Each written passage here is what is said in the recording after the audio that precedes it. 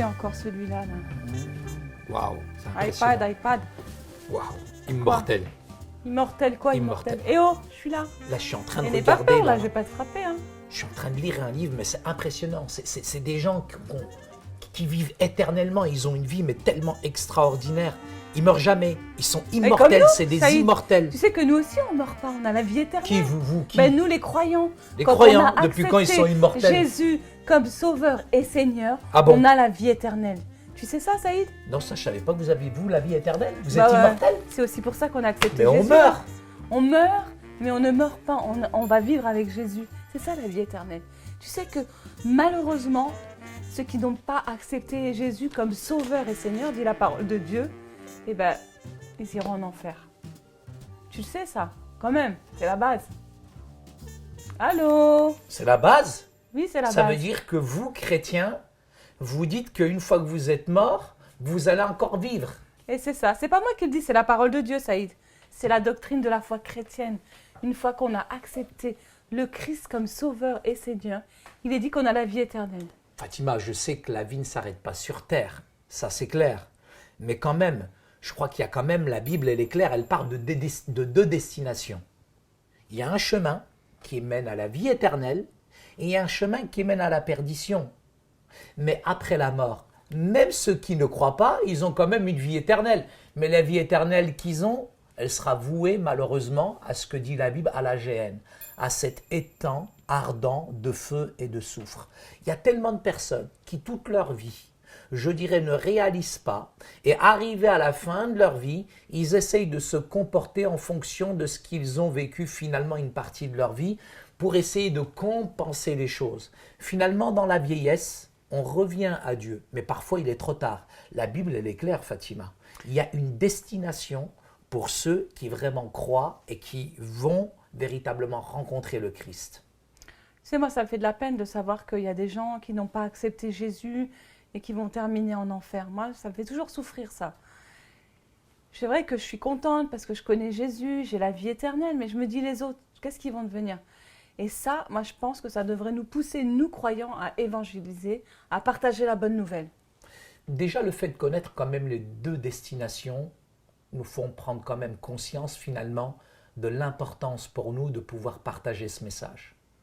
La Bible nous parle, c'est vrai, de ce chemin, je dirais, qui est étroit. Mais ce chemin qui est étroit, il mène finalement à la vie éternelle. Mais le chemin large et spacieux, où est-ce qu'il amène? Peut-être qu'il peut être large, peut-être qu'il peut être spacieux, peut-être qu'on peut s'éclater, on peut s'amuser, on peut avoir toutes sortes de plaisirs sur cette terre, mais finalement, si ça nous amène à la perdition, la vie sur terre, Fatima, elle est qu'éphémère. La vie sur terre, elle est vraiment courte. Et je préfère vivre toute l'éternité avec le Christ. Mais le fait de réaliser ça, le fait de penser à ça, je pense à ma famille. Je pense à mon voisin.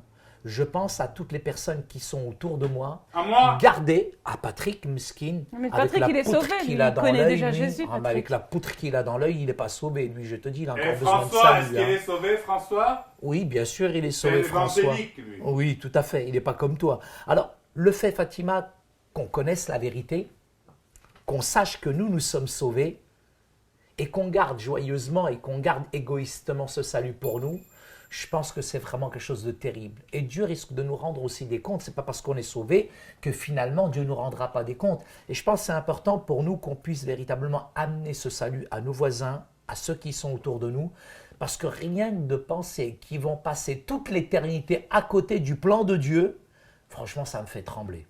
Tu sais, Saïd, quand tu me dis ça, ça me rappelle quand je me suis convertie. J'étais tellement contente de connaître Jésus, de l'avoir rencontré, d'avoir cette relation personnelle avec lui. Mais en même temps, j'étais triste, j'étais malheureuse parce que finalement, c'était comme si j'étais dans le désert, que moi, j'avais découvert une oasis, que j'étais allée boire de cette eau et que toutes les personnes autour de moi étaient assoiffées. Celui qui voit ses veines voit ses peines, Fatima. C'est vrai que cette oasis, c'est une réalité. Tu découvres toujours cette oasis, mais cette oasis-là, quand nous la découvrons, Fatima, il faut la partager. Je vais te dire une chose, Saïd. Aujourd'hui, on est quand même dans une situation de crise. Le monde va mal, et particulièrement en France. On dirait un politique qui parle, le monde va mal. Les gens vont de plus en plus mal. Et Très surtout mal. actuellement, avec tout ce qu'on a vécu, les attentats, la crise migratoire, Daesh et toutes ces choses, les gens se sentent dans une insécurité. Et ça devrait aussi...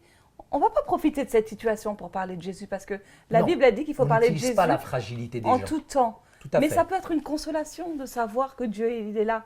Moi, Amen. personnellement, même si c'est difficile, je sais que je m'appuie sur Dieu, je sais que je m'appuie sur Jésus et c'est ma consolation, Saïd.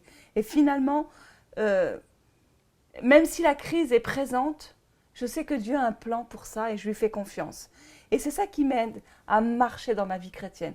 Parce que c'est vrai que si j'allume la télé, je peux être facilement découragée en regardant BFM TV et toutes ces chaînes de télévision. Mais le fait de marcher avec Christ, ça me donne quand même de la joie dans l'épreuve. Et ça me donne aussi envie d'aller vers les autres et de leur partager ma foi. Tu sais, Fatima, ceux qui ne croient pas, malheureusement, ne peuvent pas être, je dirais, remplis de cette espérance que nous avons. J'ai une espérance. Je sais qu'un jour, je verrai Dieu face à face. Il y a un évangéliste qui a donné cette parole que j'apprécie beaucoup. Il nous dit, cette vie est le seul enfer que connaîtront les croyants, finalement. Mais pour ceux qui mourront dans le péché, ça nous fait réfléchir, ça sera leur seul ciel. Oui, dans le monde, c'est vrai qu'il y a des combats, il y a des luttes, il y a des tribulations. Mais qu'est-ce que ça sera, Fatima, comparé à cette présence, à cette vie éternelle que nous aurons? Tu sais, Fatima, je ne sais même pas si l'éternité sera suffisante pour nous réjouir dans la présence de Dieu. Je pense que le non-croyant, la seule joie qu'il a, c'est ses plaisirs physiques, matériels qu'il a. Mais dans l'au-delà, ce ne sont pas des plaisirs. Ça sera la présence de Dieu, ça sera la gloire de Dieu. On devrait être, Fatima, complètement quand même brisé. Je dirais avoir de la compassion en voyant toutes les personnes qui chaque minute, chaque seconde, passent de l'autre côté dans l'éternité sans connaître Jésus. Je ne sais pas si tu réalises, aujourd'hui, il y a je ne sais pas combien d'accidents, je dirais par minute en France, ce sont des milliers de personnes qui meurent. Et si tu compares ça au monde, mais c'est quand même assez impressionnant, toutes les personnes qui sont vouées à l'échec. On devrait se mettre à genoux et prier pour Écoute, tous ceux qui je vais d'abord résumer tout ce qu'on a dit. On a dit que nous possédons tous une âme qui ne périra jamais. C'est pourquoi nous devons veiller pour savoir où nous passerons l'éternité. Ce que vous pensez de la vie après la mort aura un impact profond sur nos décisions. Et ce que vous considérez comme une priorité à poursuivre, comprendre quelle sera notre destination finale, change finalement notre manière de vivre ici-bas. C'est important de croire en la doctrine du ciel et de l'enfer. Et c'est elle qui nous pousse à être passionnés et à évangéliser. Cut.